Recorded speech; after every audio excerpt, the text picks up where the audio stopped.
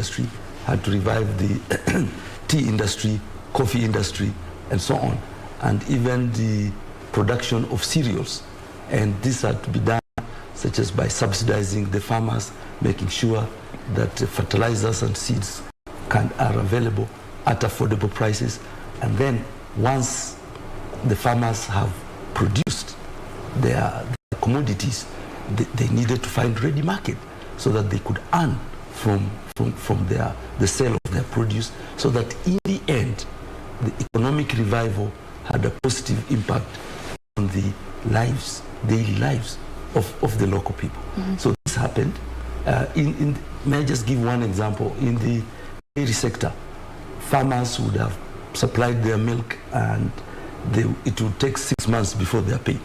You see, but once the new KCC had been established, and the farmer would supply the milk to this marketing body, and within 5 days of the new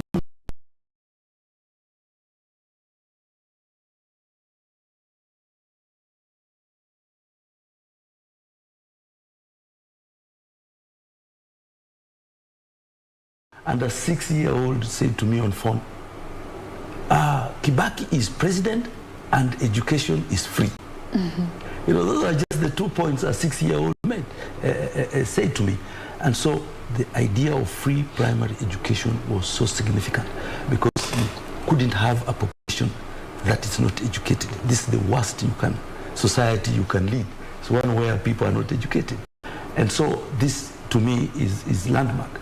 The other thing that is landmark is it was not easy to access credit, and banks would require customers to have collateral, could have security. They didn't have. Interest rates were at 30% and so on.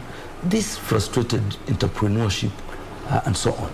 And so what I feel was a major transformation was to improve the financial market so that interest rates came down, government borrowed less from the domestic market. This is what brought down in interest rates. And so entrepreneurs were able to access credit. In fact, at some point, banks began to get credit from the bank.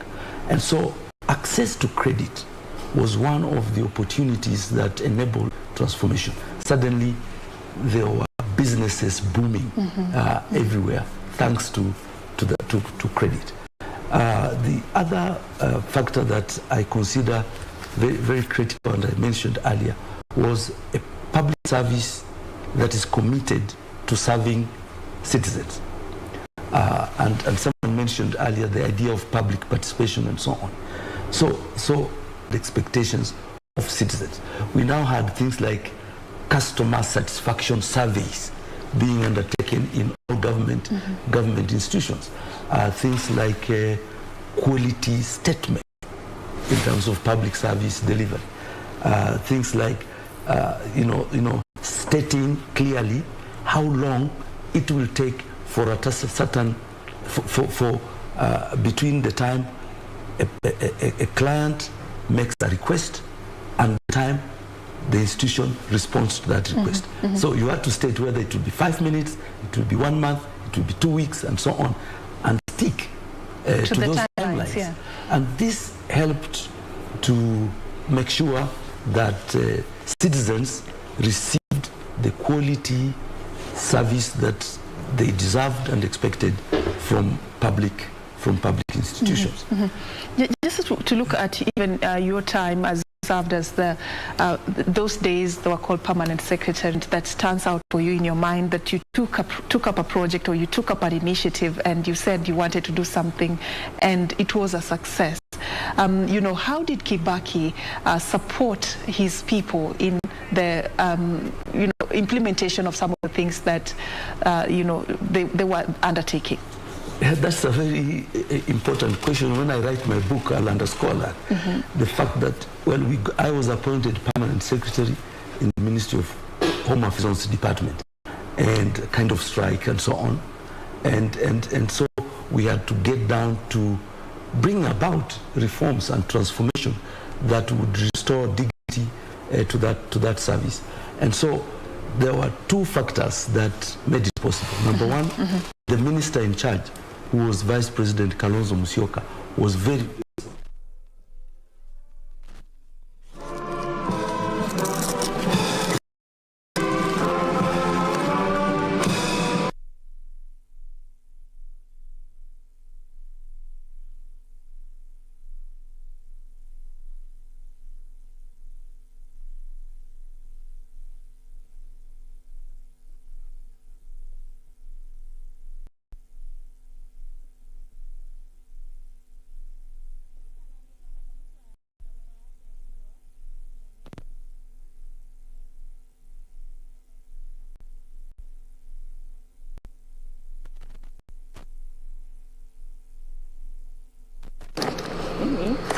Nasuka nitakuwa nasikiliza polepole.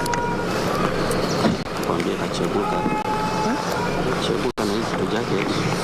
Hiyo live yao iko wapi? Ni vai.